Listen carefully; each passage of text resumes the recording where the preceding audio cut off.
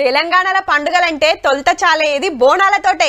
ఆషాఢ మాసంలో అమ్మవారికి బోనం ఎక్కించి మొక్కులు చెల్లిస్తారు భక్తులు. పట్నంలో మస్తు సంబరం అనిపిస్తుంది బోనాల జాతర. డిల్లెం బల్లెం మోతలు, పోతరాజుల ఆటలు, తొట్టెల ఊరేగింపు, పలారం బండ్లు దిప్పుడు చిన్న మురిపేం కాదు. సర్కార్ సుత బోనాల జాతరకు చేయాల్సిన సౌలతులన్నీ చేస్తామని సాటింపేసిండ్రు.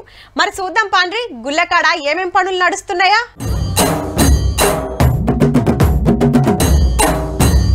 ఇంకో 2 వారాలైతే హైదరాబాద్ లా బోనాల జాతర చాలైతది. గోల్కొండ జగదాంబిక అమ్మకు తొలి బోనం ఎక్కించినాక లష్కర్ బోనాలు, లాల్ దర్వాజా బోనాలు నడుస్తాయి. గుల్లకడ రంగులేసుడు, చుట్టుముట్టు పనులు చేపించుడు నడుస్తుంది. జూలై 7న గోల్కొండల బోనాలైతే అటెంక 21న సికింద్రాబాద్ మాంకాలమ్మకు బోనం ఎక్కిస్తారు.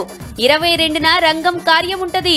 జాతర ఎట్లెట్ల చెయ్యాలే, పనులు ఏం చేపియాలే, ఎంతమంది భక్తులు వస్తారు, బందోబస్తు కదేందని గుడోళ్లు, ఆఫీసర్లు, పోలీసులతోటి మీటింగ్ పెట్టింది north zone DCP madam. Arrangements progress ఎట్లా ఉంది, ఇంకా ఫర్దర్ ఎట్లాంటి ఇష్యూస్ మేము హ్యాండిల్ చేయాలా, దానికోసం ఒక అండర్స్టాండింగ్ కోసమని, కోఆర్డినేషన్ కోసమని ఈ మీటింగ్ పెట్టాము. ఆల్ డిపార్ట్మెంట్స్ ఆర్ ప్రిపరేషన్ లో ఆల్రెడీ ఉన్నారు.